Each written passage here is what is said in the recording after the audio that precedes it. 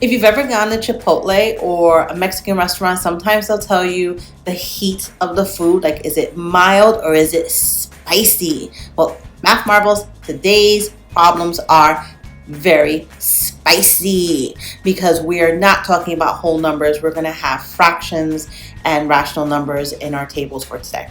So we're going to jump right in, and I'm giving you that just as a framing. They're not impossible. They're just spicy. They're going to require a little bit more of us, but they're still fun to do. So let's start with the first one. The label on a 1.5 bag of sunflower seeds states that it will cover an area of 375 square feet. Based on this information, what is the number of square feet that 1 pound of seeds will cover? Forgot a little question mark there. Okay, we're going to use math for this one because I do have a rate. As soon as I saw these two things happening, I knew it was a rate. So we're going to use math, and I'm going to start by making a table. Okay, and let's start with what we were given here. We have the pounds of the seeds and the area. So I'm going to put pounds and the area it covers. And in our first given ratio, we have 1.5 pounds covers 375 square feet. So already you can kind of see that this is spicy because I have a mixed number and I have a fraction in there, but that's okay. And we want to know the number of square feet in 1 pound. So what is this going to cover? All right, we've done the first 2 steps, so let's test a pattern. Let's cross multiply. And on this part, we have 1 times 375. That's easy, 375. And we have 1.5 n. So let's write this equation down. 1 and 1/2 n is equal to 375. Now, Math Marbles, this is where we have some options, and there are 2 things that I can envision people doing. So I'm going to put option 1 because I can see kids doing this, and I'm going to put option 2, which is going to need a little bit more space. Option 1, I can see students deciding I'm going to turn this 1.5 into a decimal. 1 5/10 n is equal to 375. And that way they're just going to divide both sides by 1 5/10. So this is one thing I can see kids doing, but I'm going to show you the other way, and you'll see that both of them will get you the same answer. It's just the processes are a little different. So in the second method, I could actually see people deciding to just work with the fraction, but I can see people deciding I'm going to turn this into an improper fraction. So 3/2 n is equal to 375. And now they're going to divide by 3/2.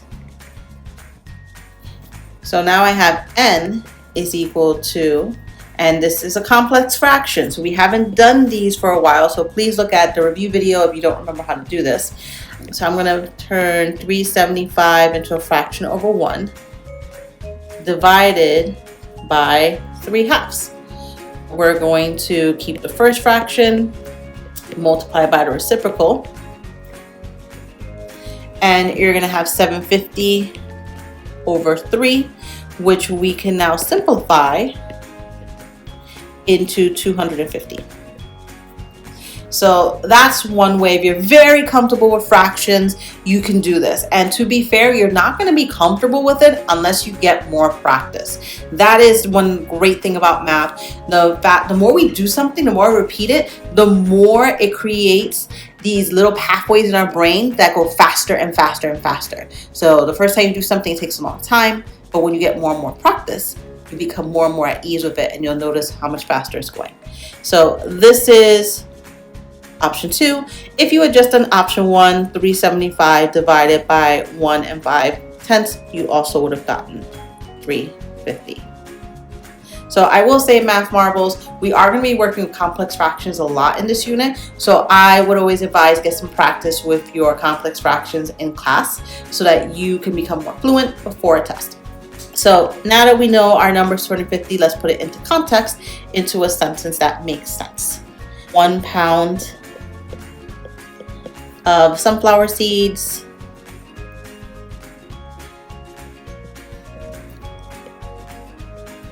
covers 250, now is the area, square feet.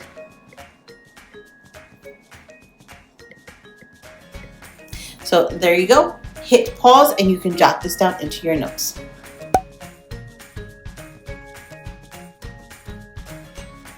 And now let's go to one more spicy problem.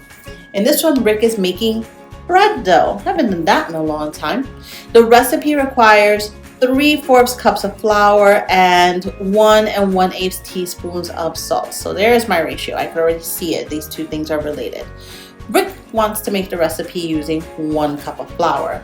To maintain the ratio, how much salt is required when 1 cup of flour is used? So this one's pretty straightforward. So again, I'm making my table. And we'll start with our given ratio, which is flour and salt. So I'm going to put F for flour, S for salt. And our flour, 3/4 cups of flour. And we have 1 1/8 teaspoons of salt. And we want 1 when we have 1 cup of flour. So when this is 1. So we want to know how much salt. Okay, so we have this. I'm also going to put cup here for flour, and I know that this is teaspoons because these units are going to be important. Same method, we're going to cross multiply. And so here we have 3/4 times the number, and we have 1 1/8. So let's write down this process.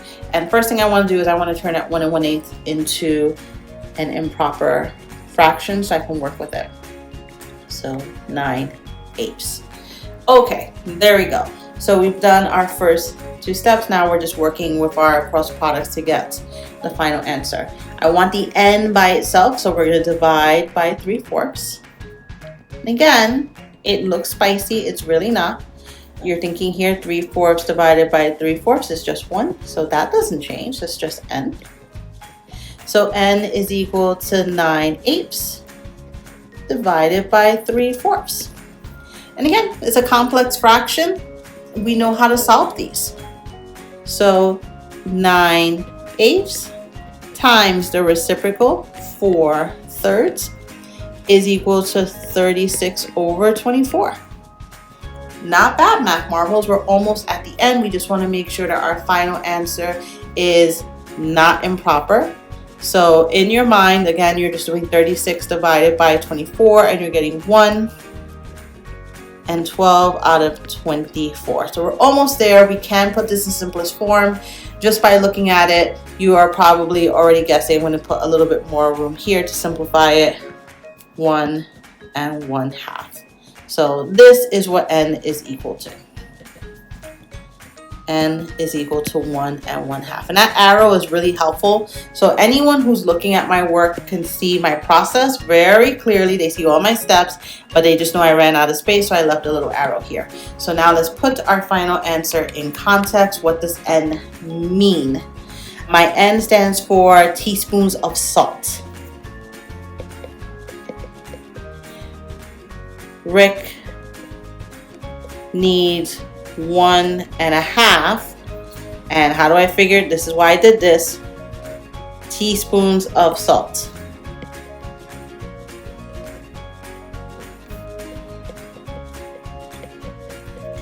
Done.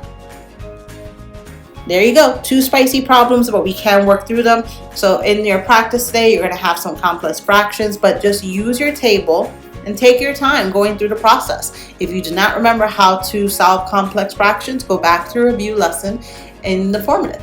And that's it for now, Math Marvels. Get some more practice in, and this will get easier and easier. Take care.